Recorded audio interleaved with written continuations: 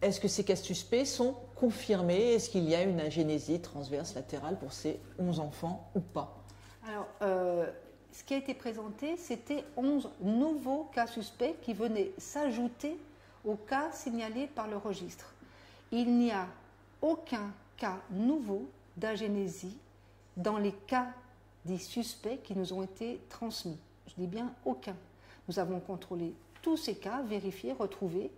Et non seulement on n'a pas de nouveaux cas d'agénésie, mais parmi ces cas, il y a des enfants qui ont des malformations totalement différentes, des anomalies réductionnelles comme des achondroplasies, c'est-à-dire des enfants, ce qu'on dit en langage commun, nains, ou des agénésies de reins qui n'ont rien à voir avec l'absence de bras.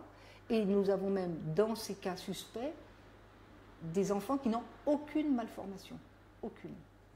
Quelles informations vous ont été transmises par Santé publique France pour faire vos recherches?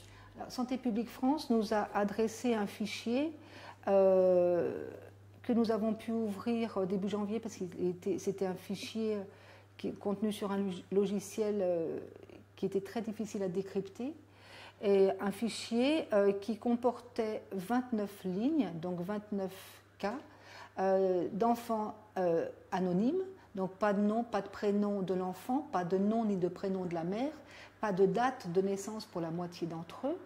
Et tout ce dont on disposait, c'était un poids de naissance pour certains, pas pour tous, et un sexe, plus un code qui est issu de la classification internationale des maladies, mais qui ne correspondait même pas à des agénésies transverses de membres. Donc on a été très très surpris, mais nous avions à cœur de retrouver tous ces cas. Donc toute l'équipe s'y est mise. On a sollicité tous les hôpitaux, qui ont tous été volontaires, sauf un. À Oyonnax, on n'a pas pu obtenir d'informations, le médecin a refusé de les fournir.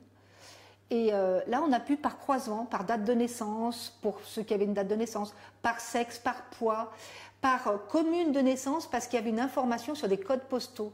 Donc, comme ce sont des petites communes dans l'Ain, la probabilité qu'il y ait un enfant qui soit né d'une mère de ce code postal à cette date-là, il était avec ce sexe-là, donc ça les limitait déjà, nous a permis de retrouver tous les cas, sauf 3, pour le moment 3, pour lesquels nous avons un doute, mais le doute que nous avons ne porte pas sur la malformation, mais sur l'identité du cas. D'accord. Donc ça fait peu d'éléments quand même pour aller vérifier et recouper les informations. Bien sûr, mais si on voulait expliquer que ce fichier national n'était pas élaboré pour la recherche épidémiologique, même la collecte de données sur les malformations, ça en est une démonstration supplémentaire, mais ça tous les cliniciens le savent.